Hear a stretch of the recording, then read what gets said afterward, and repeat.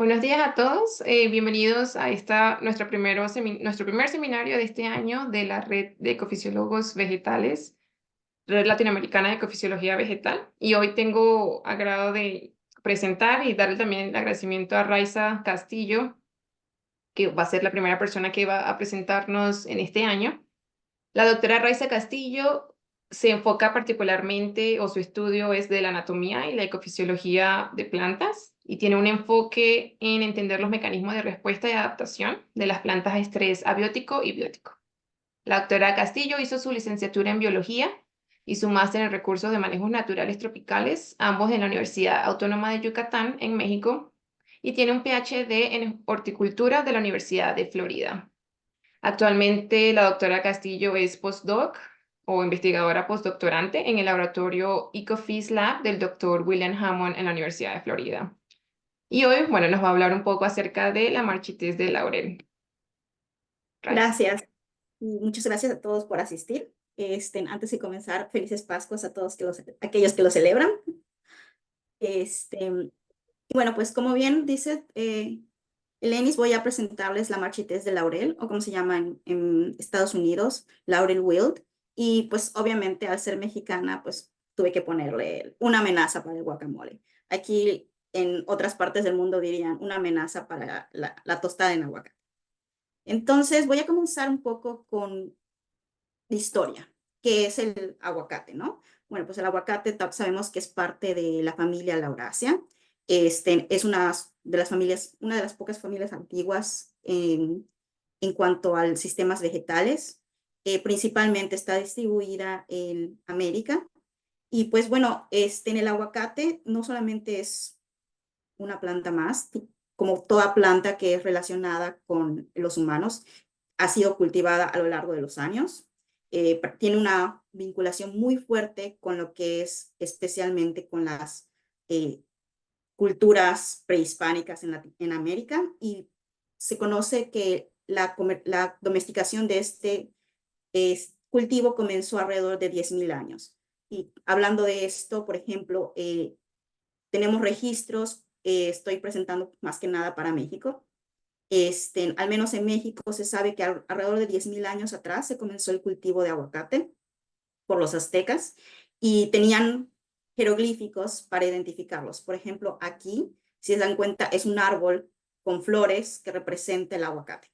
La palabra aguacate viene también del vocablo náhuatl, aguacatl, que significa literalmente testículo.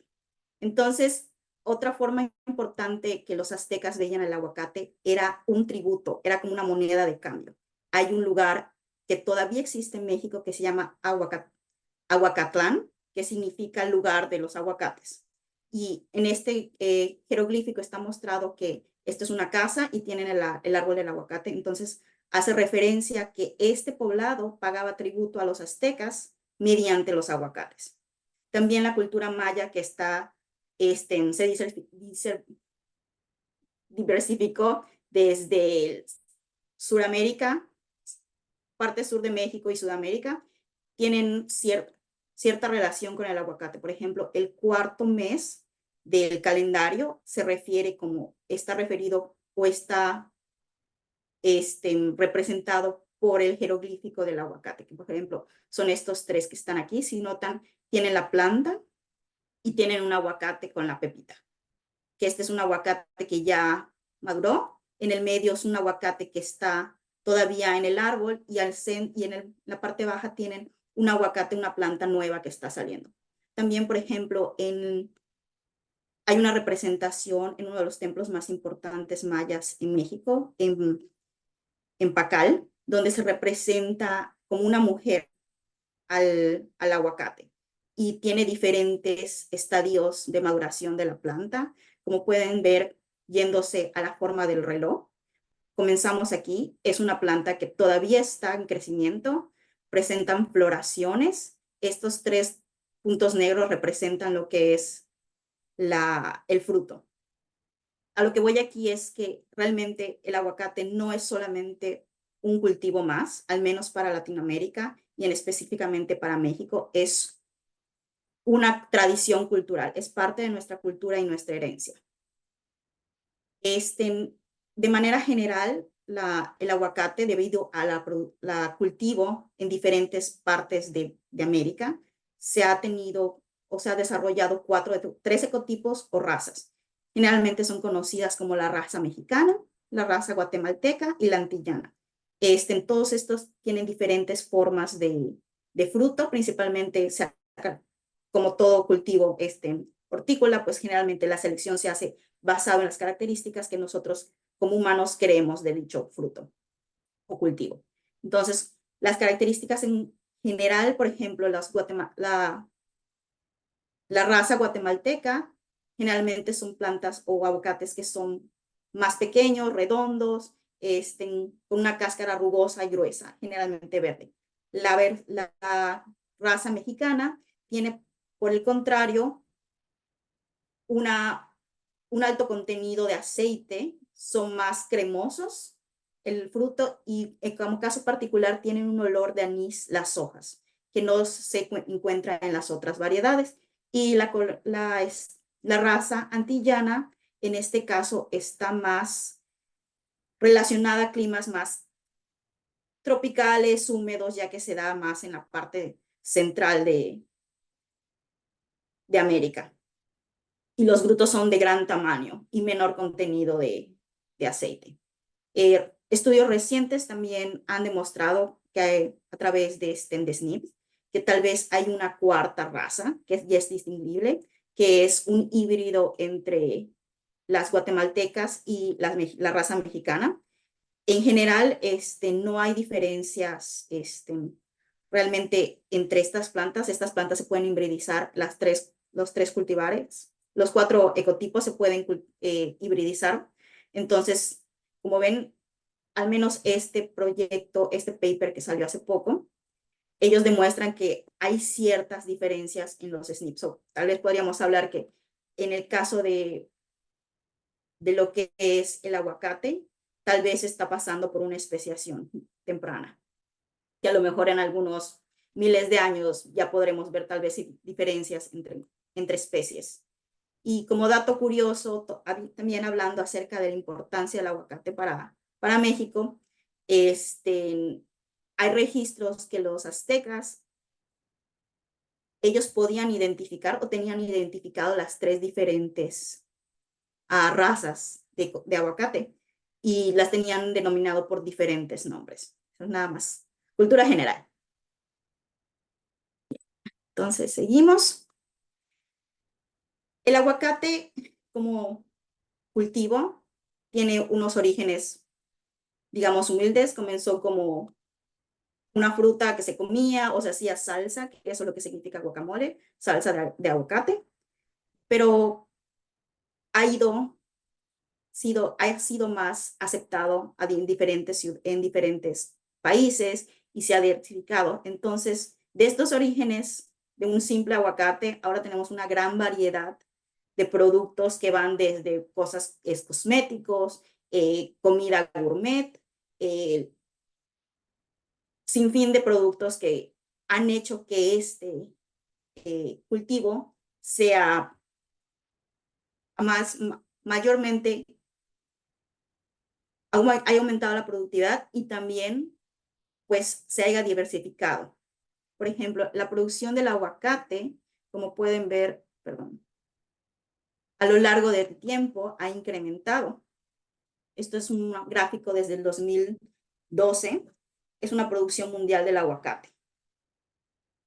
Con el boom de que el aguacate ahora es considerado, especialmente, podría decir aquí en Estados Unidos, fue un tren para los millennials, el avocado toast.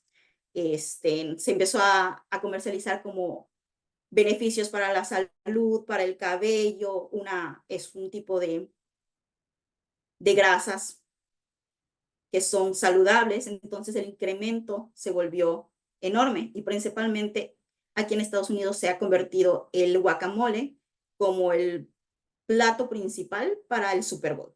Entonces, esa demanda ha hecho que haya un incremento en la producción.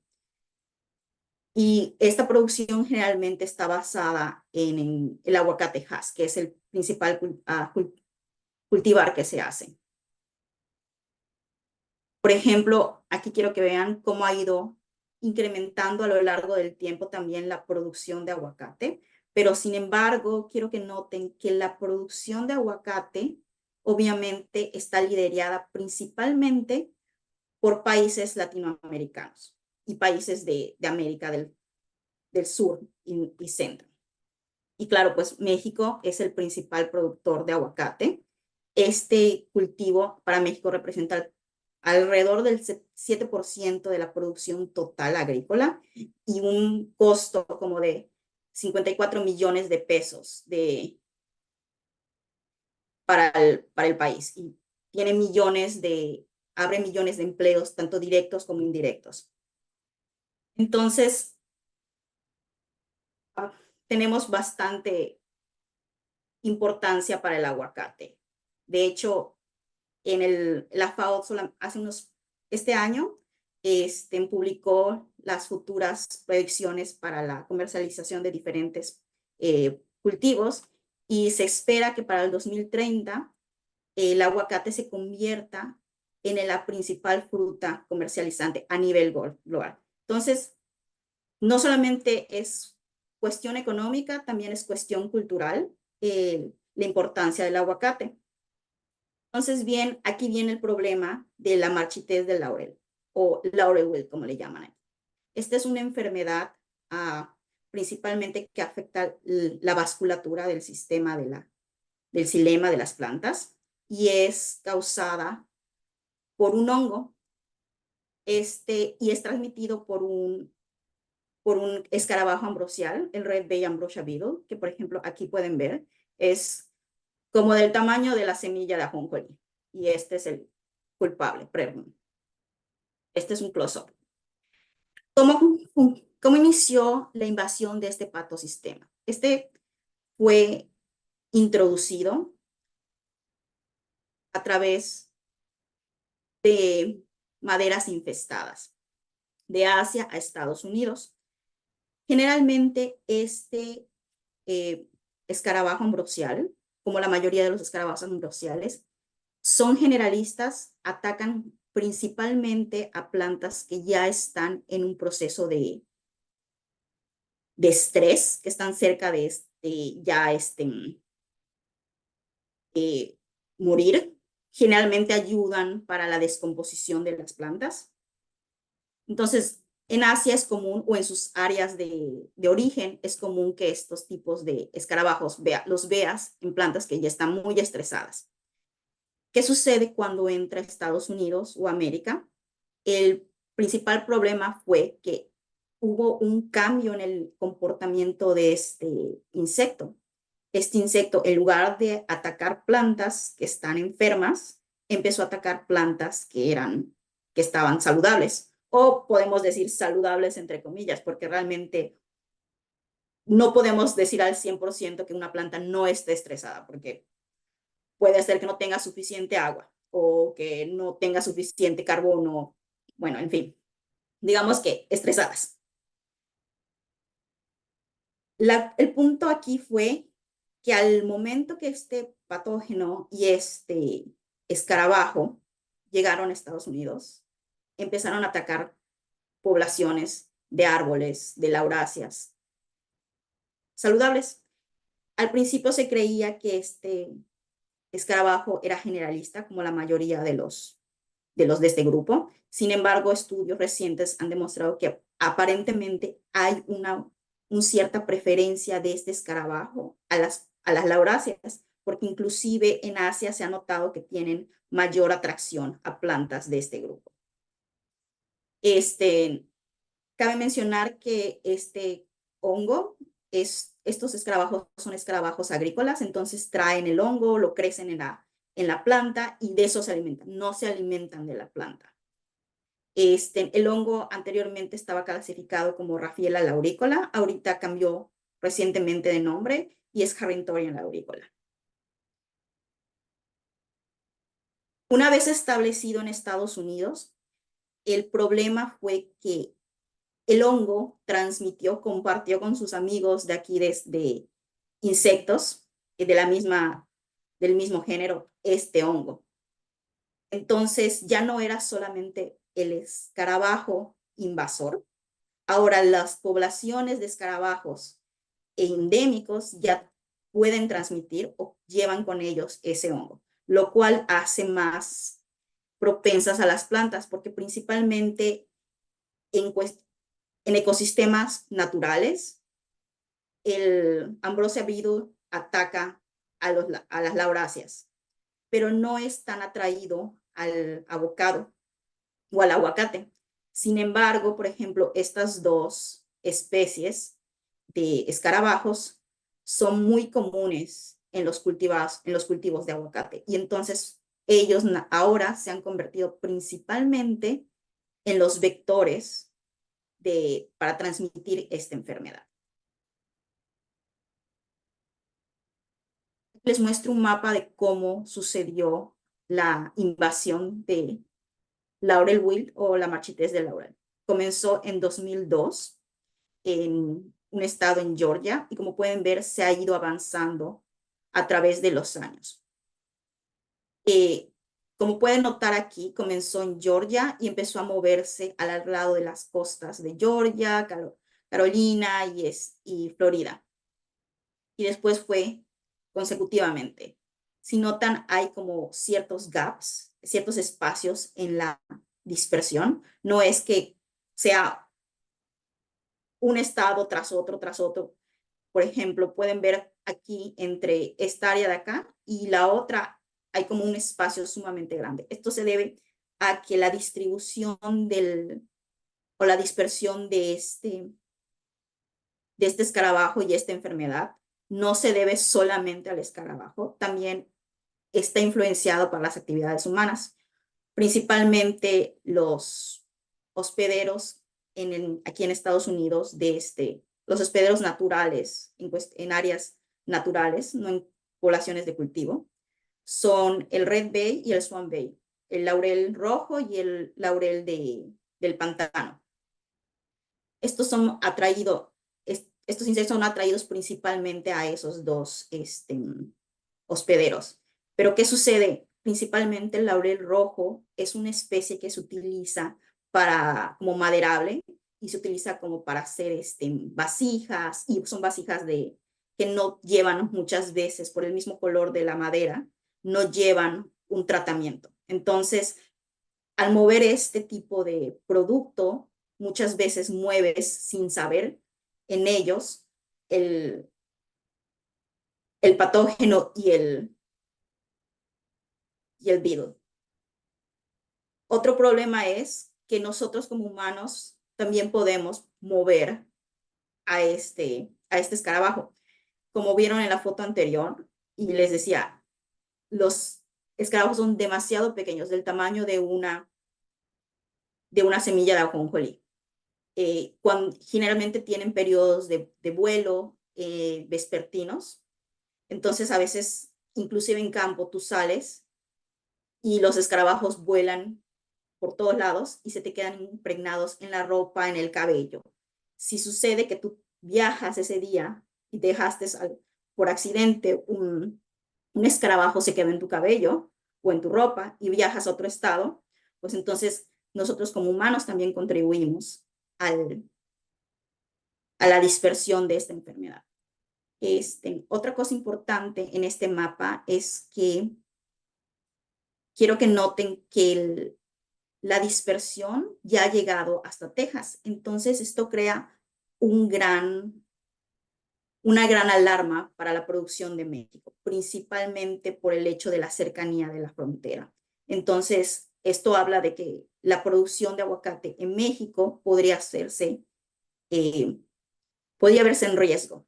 Y pues obviamente una vez que haya llegado a México, que es uno de los principales exportadores, podríamos hablar también de que otras áreas podrían estar, principalmente en América, pues podrían estar en grave riesgo. Entonces aquí les voy a presentar más o menos cómo es el ciclo de dispersión de esta enfermedad. Como dije, los insectos estos son escarabajos agrícolas, traen el hongo con ellos, inicia en la micangia, es una parte son como unos sacos especializados en las mandíbulas, donde ellos cargan las esporas y los conidios de este, de este de este hongo. Entonces, cuando ellos vuelan, son maduros y van a buscar otro hospedero para colonizar. Generalmente son las hembras son las que traen este patógeno en sus mandíbulas. Entonces buscan la planta y crean galerías y empiezan a atacar. Por ejemplo, aquí les puedo mostrar cómo se nota, cómo fueron los ataques de cuando el escarabajo entra a la madera. Y los primeros síntomas en las plantas son como una marchitez. Como muchas veces este problema en los aguacates se ha confundido con la tristeza del aguacate, que también es causado por otro hongo, pero la progresión es mucho más rápida. Por ejemplo, aquí se ven hojas que están así como marchitas, tristes. La segunda etapa es cuando, esta es una característica muy efímera, que por ejemplo, cuando los escarabajos ya entran al tronco de la madera, del árbol, empiezan a escarbar y en que hacen las galerías y sus canales, van sacando acerrín. Y entonces se ven como unos tubitos de acerrín en la madera de la planta. Pero esto es efímero porque pues con un viento, con la lluvia desaparece. Eso es una característica particular y no sucede en todos los árboles. Por ejemplo, en aguacate casi no se nota mucho. Conforme la enfermedad va avanzando, podemos encontrar ya después hojas que están completamente muertas, descoloradas. Este proceso de transmisión, dependiendo del hospedero, puede durar en plantas pequeñas, por ejemplo, en cuestiones de invernadero, donde nosotros inoculamos la planta para ver la respuesta, en plantas de 2 años de aguacate, las respuestas comienzan a los 15 días. Y una planta queda completamente seca alrededor de un mes. En plantas maduras, en zonas de cultivo, toma un poco más de tiempo, pero igual puede ser variación de 1 mes a 3 meses, desde el momento que se empiezan a ver los primeros síntomas de marchitamiento. Una vez que el árbol ya ha sucumbido a la enfermedad, comienza otra vez el ciclo. Entonces, los escarabajos tienen ya formado unas galerías, tienen formado su colonia dentro del árbol, y entonces ya están, por ejemplo, en esta foto de aquí les muestro el hongo aquí. Este es el escarabajo, la parte del frontal del escarabajo, los huevos y las pupas. Una vez que se ha completado este ciclo, vuelve a converger las hembras de este grupo de escarabajos para buscar otra planta. Por ejemplo, aquí también este es el listado de especies que han sido identificadas, ya sea de manera natural o artificial, que son susceptibles a esta enfermedad. En el caso, la mayoría de ellas son plantas que son nativas, lauráceas que son nativas de Estados Unidos, pero por ejemplo, pues obviamente tenemos Persea americana, el aguacate o palta, pero también se han hecho estudios, por ejemplo, de Persea indica, el viñatigo, por ejemplo, que se ha notado que también es susceptible. Otras plantas, por ejemplo, de California, el laurel de California también es susceptible a él. Y recientemente se han hecho estudios en México debido a la importancia el impacto negativo que puede tener esta enfermedad en el cultivo de aguacate. Como sucedió aquí en Estados Unidos, la primera dispersión ocurrió en plantas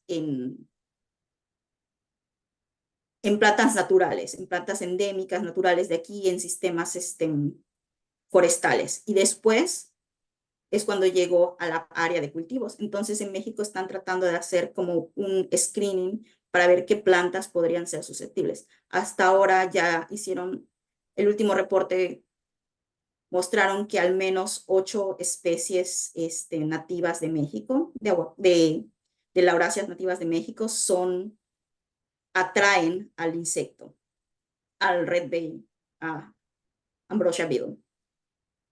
Entonces, esto quiere decir que si este insecto llegara a México, podría haber una dispersión debido a que este escarabajo es atraído a muchas otras plantas de lauráceas en México.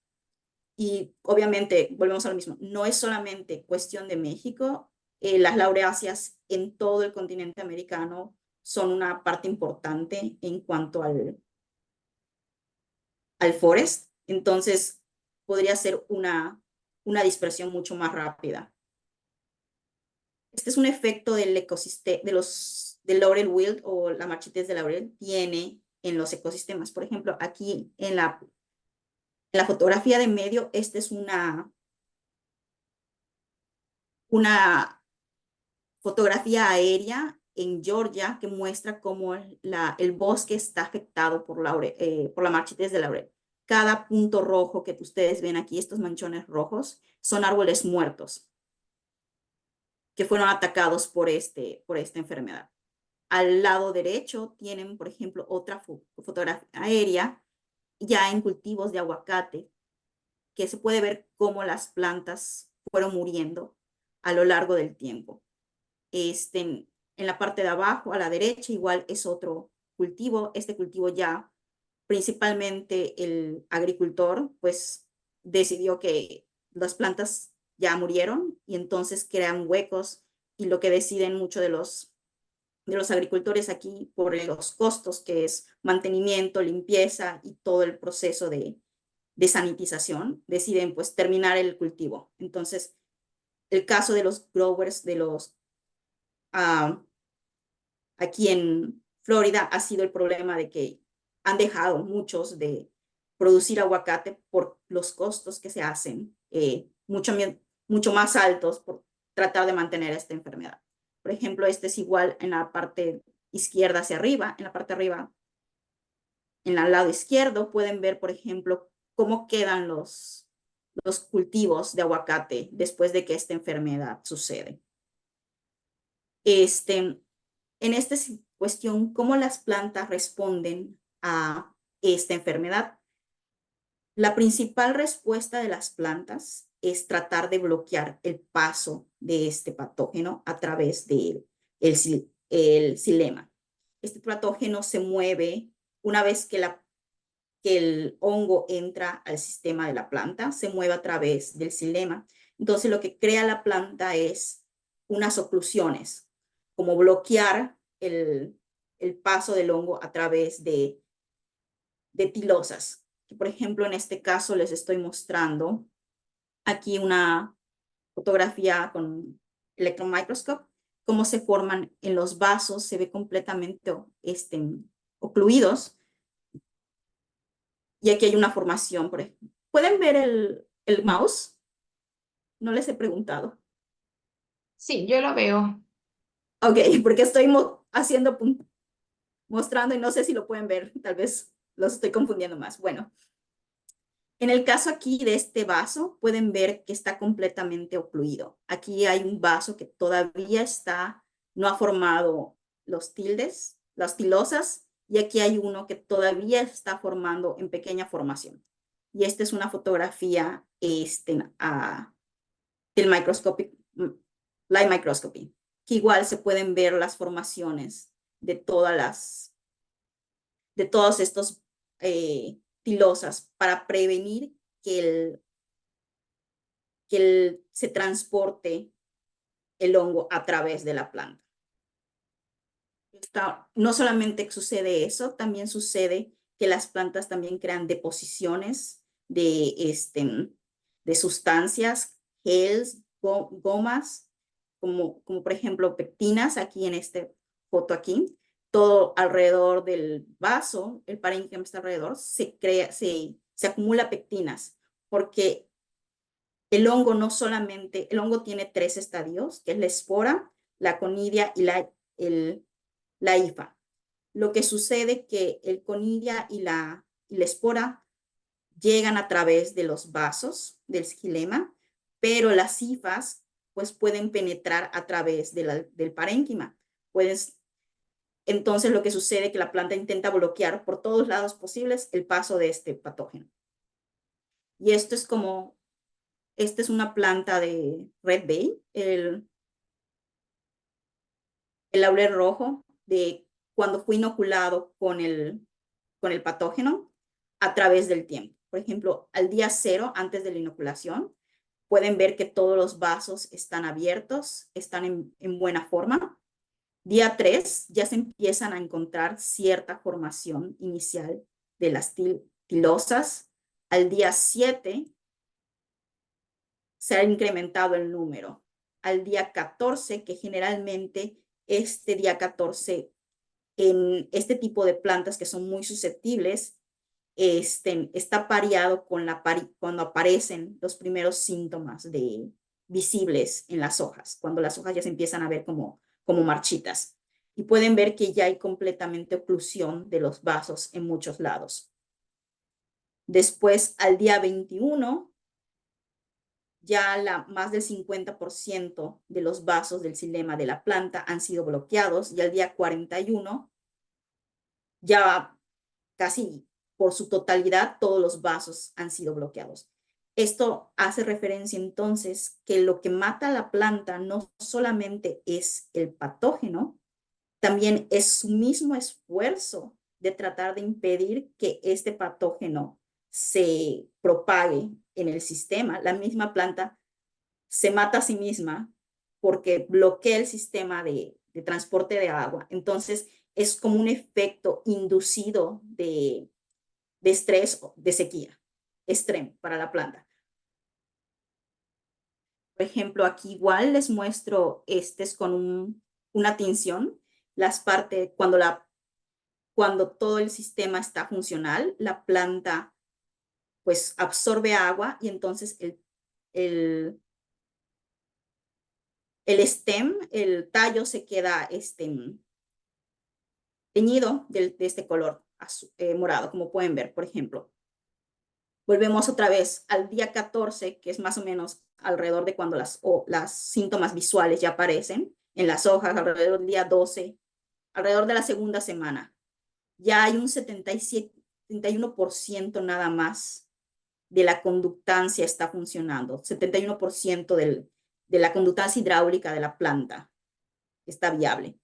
Al día 21 solamente tenemos 30%, y al día 40 ya prácticamente la planta no puede conducir agua en su sistema.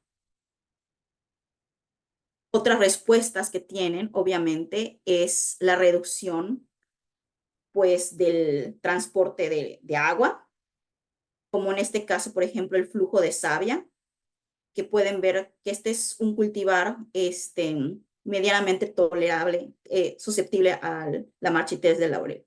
Y por ejemplo, en el lado izquierdo pueden ver que es el flujo de la savia y en el lado derecho es la severidad de la enfermedad, que de 0 a 1, dependiendo si tienen o no tienen, cuánto el porcentaje de las hojas están afectadas con esta enfermedad.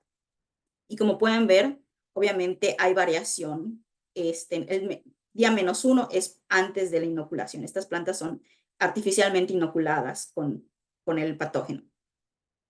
Como pueden ver, pues al día 1 hay variaciones, obviamente a través del día, dependiendo de las condiciones ambientales. Esto varía, pero como volvemos a decir, cuando el transporte de agua ya ha sido afectado tal vez un 30%, hay un decremento en el flujo de savia y es cuando vemos que los síntomas externos comienzan. Este es, por ejemplo, aquí, esto es como se ven las hojas en la mayoría de los aguacates, como triste, a veces le llaman la tristeza verde en algunas partes de aquí de Estados Unidos, principalmente los agricultores, porque al principio le llaman la tristeza verde y ya después le llaman, cuando la hoja ya está seca, la tristeza café. Y nosotros utilizamos el sistema de Subflow System que es como los termocouples para medir la diferencia entre la conductividad.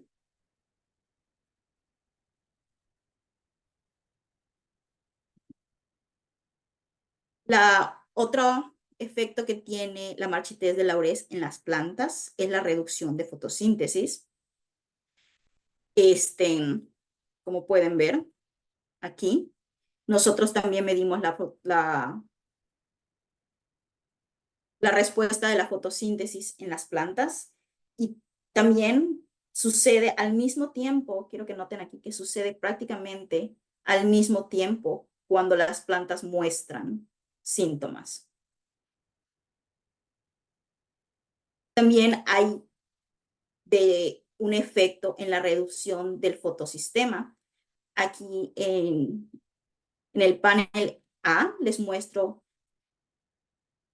este es el índice de clorofila en la hoja. Como pueden ver, a lo largo del tiempo, las hojas van perdiendo clorofila, se vuelven de verdes, quedan amarillentas hasta que quedan completamente secas.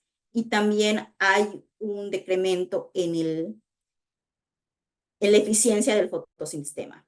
Por tanto, esta enfermedad no solamente afecta el transporte de agua, pero también afecta la adquisición de carbono y el transporte de nutrientes. En general, lo que hemos notado con aguacate, y esto es realmente más relacionado a cuestiones anatómicas, es que entre los ecotipos de aguacate, tanto mexicana como guatemaltensis o la antillana, es que hay diferencias en el tamaño de los vasos del xilema de estas plantas. Hemos notado que las plantas que son de la antillana tienen vasos más grandes en comparación a las otras dos ecotipos. Entonces, aquí se creó una hipótesis basado en otros patosistens similares, que es similares en quercus, que en este caso, plantas que tienen vasos más grandes son más susceptibles a este tipo de enfermedades debido a que pueden conducir, tienen mayor subflow o movimiento de savia, conductancia, y lo que hace es que transporte más rápido las esporas y las conidias a través de toda la planta. Este es un ejemplo que les pongo aquí abajo, de cómo ven, se va moviendo las hifas del hongo a través de los vasos de la planta. Este es un ejemplo de quercus, donde pues basamos nuestra idea, de nuestra hipótesis de por qué vemos diferencias entre los diferentes cultivares de aguacate. Hasta el momento, se han ido haciendo diferentes pruebas en diferentes cultivares de aguacate para ver cómo varía la susceptibilidad a esta enfermedad. Y se ha corroborado que sí, realmente las plantas que son el West Indian, que le llaman aquí en Estados Unidos, es para lo que nosotros conocemos como antillana. Es más susceptible y hace sentido porque entonces hace sentido con nuestra hipótesis, ya que estas plantas tienden a tener vasos más grandes. Pero esto no solamente es un problema basado en el ecotipo o qué cultivar estás utilizando. Los aguacates, como muchas plantas hortícolas, tienen injertos, entonces tienen una raíz que es especializada generalmente en aguacate, es especializada para que sean resistentes a otra enfermedad, la pudrición de la raíz. Y la parte del injerto de arriba se utilizan plantas que son con características de producción deseadas. El problema es aquí que lo que hemos visto en los cultivos de aguacate, y no sé si recuerdan las primeras fotos aéreas que les mostré, aquí se cultiva en línea, y lo que sucede es que cuando tienes un árbol al inicio que muestra síntomas o muere debido a esta enfermedad, generalmente los árboles que están en la misma línea de ese árbol van a tener los síntomas en algunos días o meses. Y esto sucede porque como plantan los árboles tan juntos para maximizar el espacio, entonces crean una conexión de raíces, porque las raíces de un árbol con el otro se hacen también, se unen y crean una red en el suelo. Entonces lo que sucede es que cuando muere un árbol, por la diferencia en presión, el agua va moviéndose a los lados de los otros árboles que están alrededor. Y ocurre que hay una transmisión no solamente de nutrientes, pero también en este caso de esta enfermedad. Entonces comenzaron las ideas de qué es lo que está sucediendo con esta enfermedad, cómo podemos mitigarlas o prevenir que esta enfermedad ponga en riesgo la producción de aguacate. Entonces, en un experimento inicial se utilizaron plantas de aguacate que son generalmente utilizadas como para el porte injerto, que son especializadas no son susceptibles a la enfermedad de la pudrición de la raíz. Entonces, nosotros inoculamos estas plantas, medimos si ellas cómo iban sus reacciones, tanto en fotosíntesis como el movimiento del flujo de la savia. Y como pueden notar aquí, generalmente las plantas que son susceptibles, nuestros experimentos los terminamos hasta 30 días, un mes cuando mucho, porque a los 30 días la planta ya está muerta. Aquí, en este caso, con estos portainjertos, las plantas, estos 3 portainjertos que no tenían no estaban injertados, vivieron más como de 45 días y solamente mostraron como una severidad del 2%, solamente como el 20% del área de la copa del árbol fue afectada. Por ejemplo, aquí pueden ver una foto de cómo se ve una pequeña ramita, nada más, y en cuestión de los síntomas internos que sucede cuando estas decoloraciones que aparecen en el sistema, en la madera. Y por ejemplo, aquí pueden ver que hay como 2 o 3 puntos donde por la oxidación de los fenoles y de todos los geles y terpenoides que se ponen para bloquear esta área, quedan como una coloración negra. En este caso, con estos 3 portainjertos, nosotros observamos que realmente la planta no mostraba síntomas. Entonces dijimos, bueno, hay esperanzas, tal vez esto pueda funcionar. Y el siguiente paso fue ver si el injerto tenía algún efecto en la transmisión o en el efecto que podría tener en las respuestas de las plantas para esta enfermedad. Entonces lo que hicimos diferentes combinaciones. Utilizamos Simmons, que Simmons aquí es un cultivar básico aquí en Estados Unidos, que es de la raza antillana, con otros, y lo comparamos, como pusimos como portainjerto, aguacates de las diferentes 3 razas. Y como pueden ver, el flujo de la savia varió. Siempre observamos diferencias en cuanto a las plantas que son inoculadas con laurel wheat en color blanco o la marchitez del laurel, y observamos síntomas en todas y cada una de las plantas, sin importar la combinación que encontramos. Sin embargo, pueden ver que, por ejemplo, la que tiene la planta que es el Duke 7, de los portainjertos que nosotros notamos que tenían menos o mayor tolerancia, por así decirlo, tuvieron una severidad menor comparado con los otros. Entonces seguimos con nuestros experimentos. Ahora lo que hicimos fue al revés, poner plantas, Duke 7, como injerto y utilizar otro portainjerto de la otra raza. Y observamos que al menos en esta situación, cuando Duke 7 está como injerto en lugar de portainjerto, después de 30 días, de 36 días, no hubo un efecto, no hubo una señal de de síntomas en las plantas. Entonces nos quedamos con la pregunta, ¿qué realmente es? ¿El injerto tiene algún efecto? Observamos que sí. La combinación injerto y portainjerto tiene algún efecto.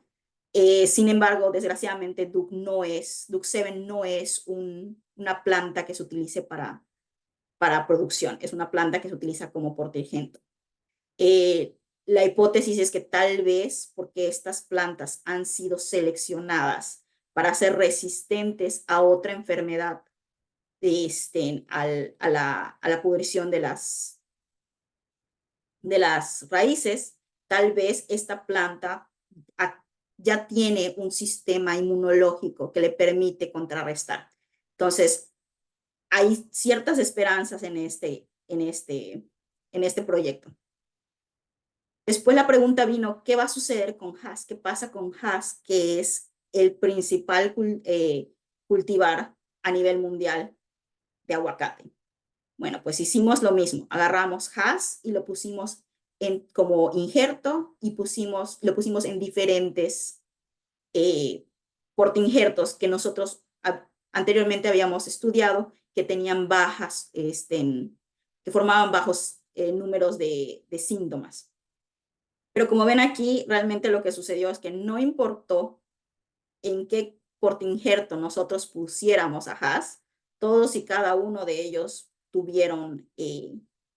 mostraron síntomas. Sin embargo, por ejemplo, la combinación con Duc, que es uno de los más, hasta ahora que hemos encontrado que no produce síntomas, pues fue más baja comparado a los otros dos. Y esta es una fotografía de cómo realmente se ven los árboles. Esto es Hass, abocado. Estos árboles son 2 años y los pusimos a inocular, hicimos las mediciones. El control saludable, pero sin embargo, como ven, las fotos, la planta realmente fue bastante afectada. En el caso de Duc7, todavía hay bastantes hojas que se ven verdes, pero sin embargo ya están en el estadio de los primeros síntomas. ¿Qué se puede hacer para mitigar o qué están haciendo al menos aquí en Estados Unidos para mitigar este problema? El principal es hacer revisiones en las plantas, en los cultivos, periódicamente para tratar de encontrar cualquier tipo de síntomas, principalmente si encuentras plantas que están perforadas por los insectos o si ves alguna planta que ya tiene la tristeza verde. Lo que se sigue después de eso y se recomienda es remover o cortar si la planta solamente muestra un principio de los síntomas, se recomienda que se corte la planta o se corte parte de la planta, pero se recomienda más que nada es remover completamente la planta, como ven, desde raíz aquí, y después quemar quemar esa madera y todo que es referente a ese árbol, porque al hecho de que los escarabajos son tan pequeños que con un pedacito de madera que tengan es suficiente para que ellos se mantengan vivos por largos meses. Entonces, para evitar más dispersión de esta enfermedad, se recomienda que se quemen inclusive los árboles y las maderas. Otra prevención que realmente no se ha encontrado que tenga un efecto muy positivo o el efecto que uno esperaría es hacer aplicaciones de fungicidas o inyecciones en las plantas. Se ha encontrado que tiene un poco de prevención, sí, las plantas muestran menos síntomas, pero aún así muestran síntomas. Tal vez solamente alargue por un periodo de tiempo la productividad de la planta, pero sin embargo, la planta va a sucumbir a esta enfermedad a un periodo. Y después, entonces, lo que se recomienda una vez que ya se hayan removido todos los árboles que estaban infectados, y de igual manera se recomienda no solo remover el árbol que estaba infectado, sino también los dos adyacentes a él por la cuestión de que esta enfermedad se puede transmitir a través de las raíces. Y pues bueno, lo que le queda al agricultor es comenzar de nuevo con su cultivo, replantar. Pero sin embargo, esto aún genera muchísimos riesgos. Por ejemplo, aquí esto es un mapa de cómo es la importación y el movimiento, importación-exportación de aguacate a nivel mundial. Como pueden ver, volvemos a lo mismo, México para varios lugares del mundo y Latinoamérica son los principales productores. Entonces, el problema puede ser que no solamente nosotros al importar o exportar el aguacate, podría ser que uno de estos insectos viniera entre esos cargamentos, pero también tenemos el problema de la movilidad de nosotros como seres humanos, que podíamos ir a una zona que está afectada o infestada con esta enfermedad y regresar a nuestro país y traer con nosotros esta enfermedad. Entonces, son cuestiones que se tienen que pensar a futuro, porque, bueno, ponen en riesgo no solo a la producción del aguacate, pero sin el riesgo a muchísimas especies de lauráceas que están en nuestros países. Y entonces, la pregunta aquí, ¿qué podemos esperar a futuro para esta enfermedad? Que aquí llevan ya casi 20 años tratándola de combatir y no han podido realmente buscar una solución. Todavía están en proceso de evaluación. ¿Qué podemos esperar nosotros en nuestros países, donde, por ejemplo, Colombia, que se estaba posicionando como como el segundo productor, o Perú, que a pesar de, de las dificultades en la producción, ellos son el tercero en Latinoamérica que tiene producción de aguacate? ¿Qué podemos esperar nosotros en nuestros países con esta enfermedad? Realmente hasta este momento se han estado haciendo chequeos en las áreas o sea, en las áreas de control de aeropuertos, a través principalmente México, hacen exhaustivas revisiones en las zonas de cultivo, pero creo que también nosotros como científicos y como estamos en campo es tener presencia de decir, hay una planta, una laurácea, que tal vez se ve sospechosamente triste, digámosle, make awareness de lo que está sucediendo, porque no es solamente el aguacate, que es una planta, un cultivo de importancia económica, también estamos hablando de todas las lauráceas que tienen valor e importancia ecológica en todos nuestros países. Y realmente eso es lo que quiero dejar, ¿no? Que tengamos a futuro una idea de qué es lo que podría pasar si esta enfermedad se llegase a descontrolar en nuestros países. Y no solamente es esta enfermedad, con el cambio climático y pues la facilidad de movimiento, hay cierta correlación de que hayan nuevas especies invasoras, que posiblemente podríamos ver otro tipo de sistemas en nuestros países. Y sin más, yo les dejo con esto, y si tienen alguna pregunta, estoy más que feliz de contestarlas.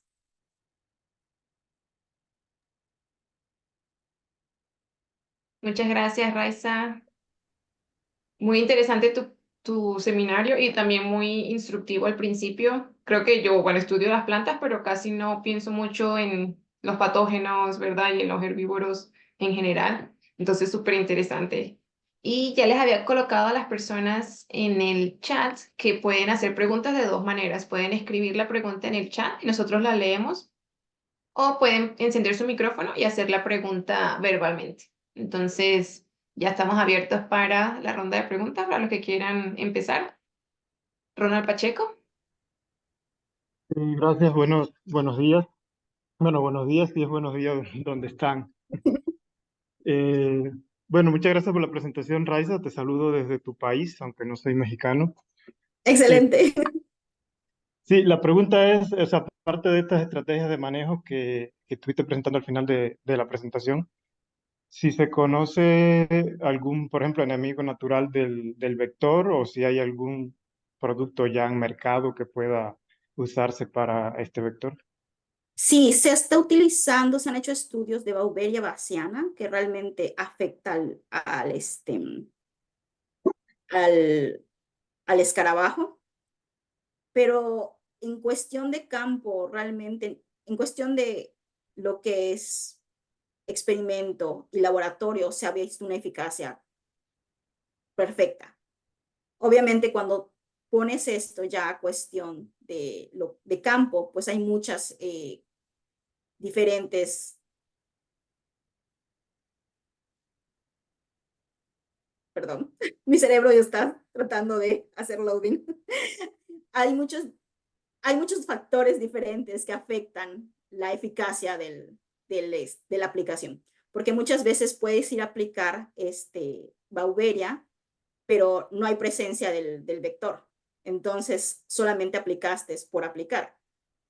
Y generalmente aquí se está tratando de hacer cuando se hacen las aplicaciones, que sea durante las horas vespertinas, que el insecto tiene un patrón de vuelo, principalmente el pico es a las horas vespertinas, pero volvemos a lo mismo.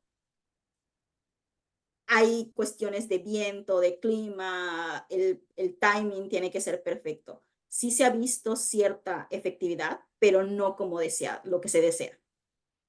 Ok, bueno, muchas gracias.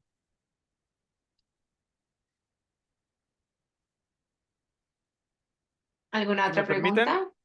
sí, Sí, por Marco. aquí, Marco Arriba, ¿qué tal? Muy buenas tardes por acá.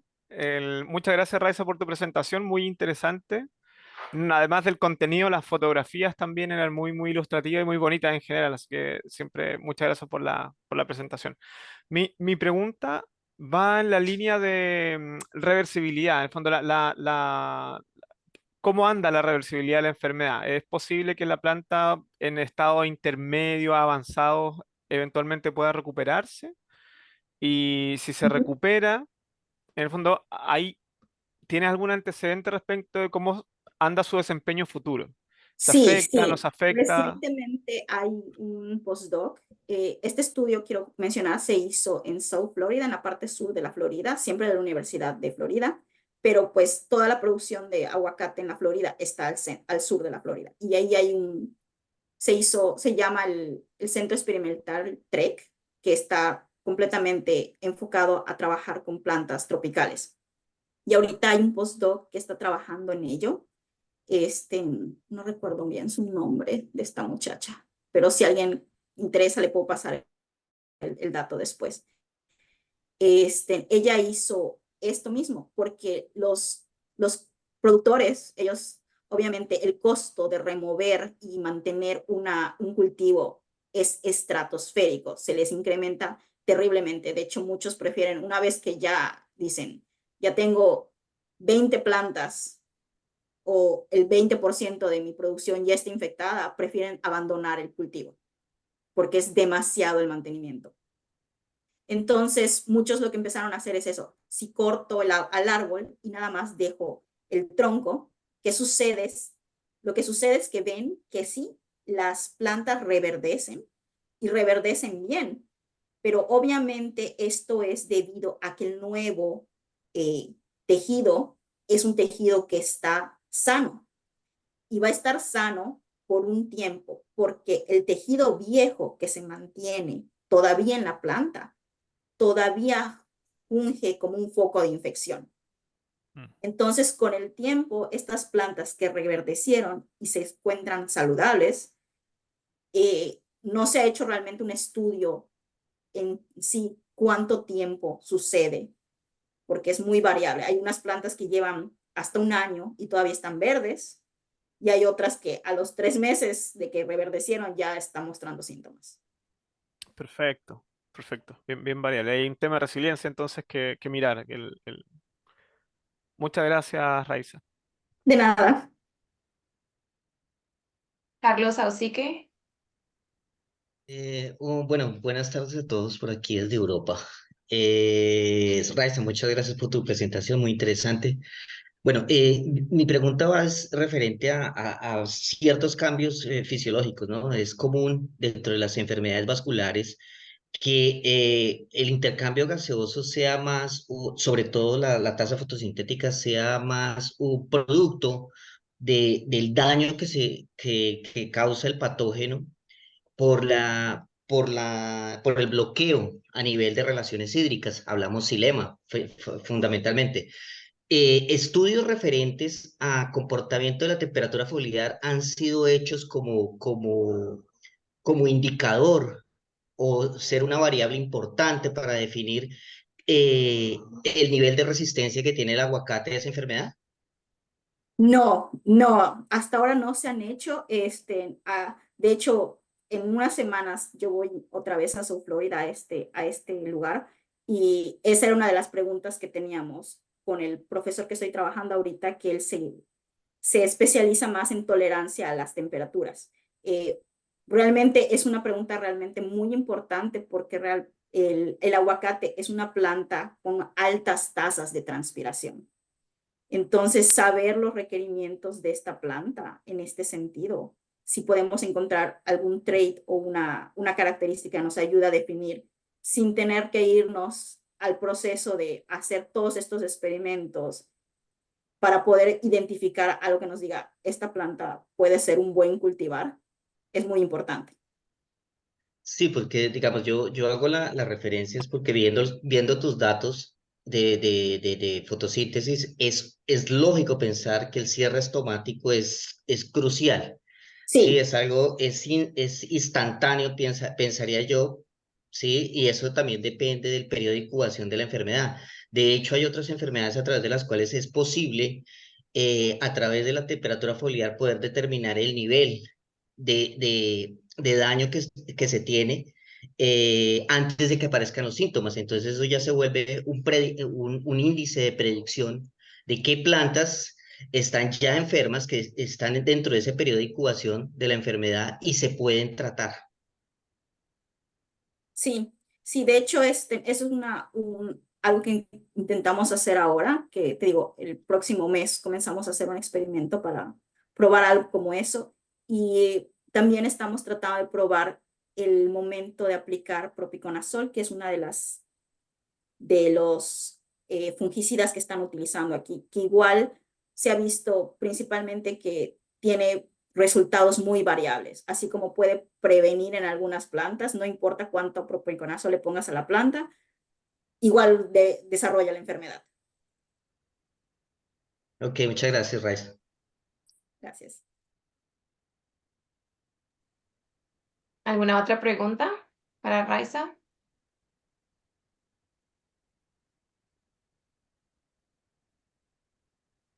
¿No? Si ya no hay más preguntas, entonces bueno, damos por concluido el seminario el día de hoy. Raiza, muchas gracias de nuevo por darnos esta charla tan interesante. Y bueno, te voy a escribir aparte para preguntarte unas cositas. Y bueno, gracias obviamente al resto de las personas que participaron el día de hoy. Y les recuerdo que bueno, estamos en muchos canales de social media. Nos pueden seguir en Twitter, tenemos un grupo de Facebook, estamos con un canal de YouTube donde colocamos todos los videos de los seminarios que hacemos mensualmente. Y también les dejé por allí el correo como tal de la red por si quieren preguntarnos o decirnos que los agreguemos al grupo de Google, que es por donde es como nuestro canal más oficial. Por allí compartimos mucha más información de la que compartimos en las redes sociales. Entonces, muchas gracias a todos y Raiza, muchas gracias de nuevo. Nos vemos en un mes. Gracias, hasta luego. Hasta luego, muchas gracias.